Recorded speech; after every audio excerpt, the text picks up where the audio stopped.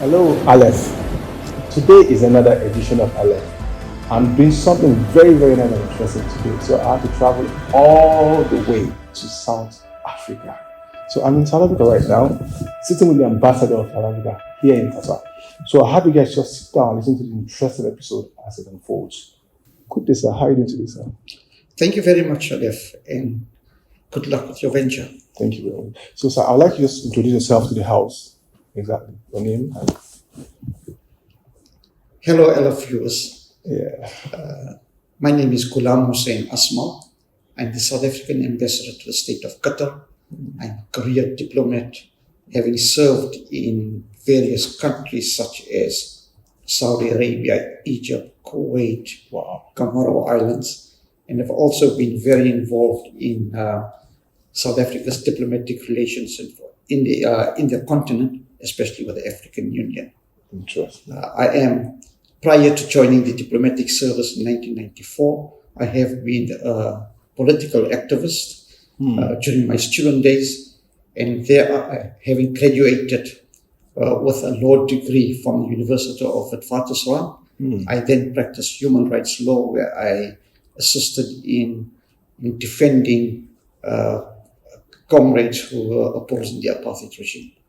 Interesting. Wow. So have you just talk about the short history of this interesting country, South Africa, because it's very rich history. South Africa is a country with a rich history, cultural diversity, and unsurmountable beauty. As everybody knows, that South Africa had a very tumultuous history. True. We were, prior to 1994, the pariah state of the world, being the only country, well, not the only country, because now you have Israel as well. I like that. But one of few countries that practice institutionalized racism. Through the heroic struggle of Nelson Mandela and many other freedom fighters, and of course the solidarity of Africa and the world, we were able to unshackle ourselves from apartheid. And in 1994, a democratic, non-racial, non-sexist, constitutional democracy called South Africa was born. Wow, interesting. South Africa is very different from other countries in the sense that we are a product of international solidarity. Had it not been for international solidarity, South Africa would still have been labeled under apartheid. And I think that realization focuses our attention on how we behave and what our responsibility is to the international community. We are committed to Africa. We believe that Africa should not be marginalized. We believe that Afro-pessimism should be eradicated, and Africa should take its rightful place as part of the global South. South Africa is a developmental state.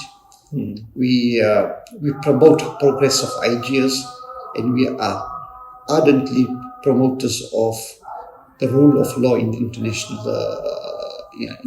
law. Interesting. Economically, South Africa is the largest economy in Africa. It's diversified. It has 62 million people, but it has a very developed financial sector, industrial base, and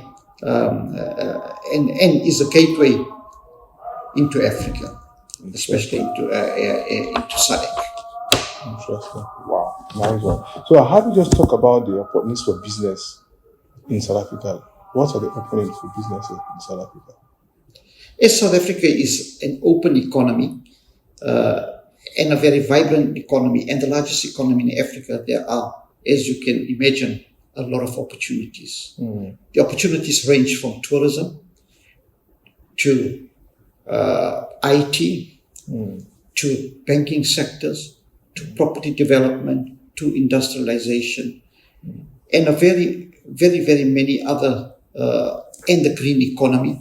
As you know, that South Africa has been very much, is going through a transition from using coal to more cleaner energy sources. So there's opportunities with regard to that as well.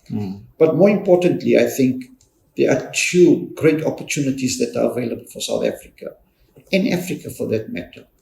The Continental Free Trade Agreement has come into force, which gives free access of goods, duty-free access of goods manufactured in Africa to other African countries.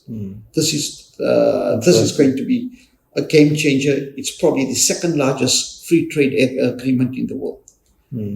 Additionally, South Africa is a member of BRICS, the Brazil, Russia, India, China, and South Africa partnership, which has now been extended. And that is becoming a formidable economic bloc of the South. However, South Africa also has great trade relationship with Europe.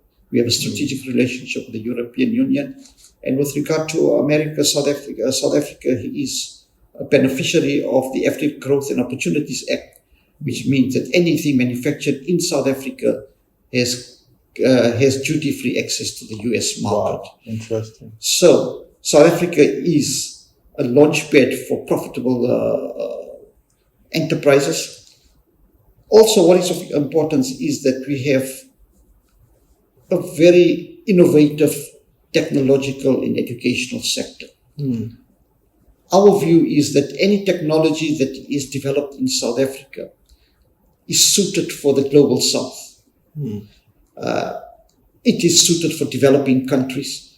So it has an advantage over technology from developed countries in that it's putting a round peg in a round hole. It is appropriate and it's people-centered technology that is available from South Africa. Very, very well said. Wow, guys, you can hear this, man. I don't know who need this information. You're out there, so wondering, should I come invest in South Africa? Come around and explore this beautiful country. So I'd like to just shed more light about the community of South Africans here in Qatar. There are about 6,000 South Africans residing in Qatar. Primarily, they are from the professional sectors, mostly professionals, primarily teachers, a few doctors, engineers, and they have made Qatar their home. Wow, interesting. That means more South Africans can come around and stay here and call it home. Well, it's a home away from home. I like that. Once you come from Africa, that is your home. But this is just a home away from home. 6,000 South Africans that are present here contribute to developing of the Qatar economy and Qatar society, and have been welcomed and appreciated in this country. Nice. For someone out there that is still wondering, should I come to Qatar and spend home away from home? Quite an experience. So I end my pod with them speaking their language. So I want to be sure that you speak maybe Sotho, African. South Africa has a rich cultural diversity. We have 13 official languages. Wow. And, it's probably one of the few countries that even has sign language as an official language. Wow. However, given all our diversity and that English is the working language of South Africa, almost everybody speaks English, and business is conducted mostly in English. Our education is primarily in English, so English is the working language. But we like to call ourselves the Rainbow Nation. Yes. It's a country with very many languages, very many colors, very many people from different backgrounds. Yeah. All of them have a common goal and a commonality, and that is their patriotism to the country.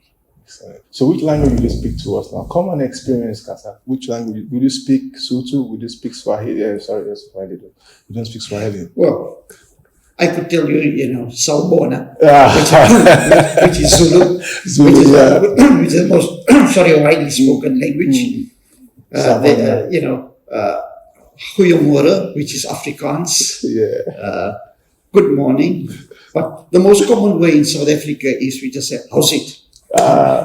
which wow. means how are you? How are you? How are you? Wow. So Also, it's interesting that the Telegraph of a few weeks ago had an article and has designated South Africa as the most friendly people in the world. wow. So, like everywhere in Africa, we speak to strangers all the time, whereas, in Western countries and that if you see a stranger, you don't make conversation. In South Africa, you'll find conversation everywhere.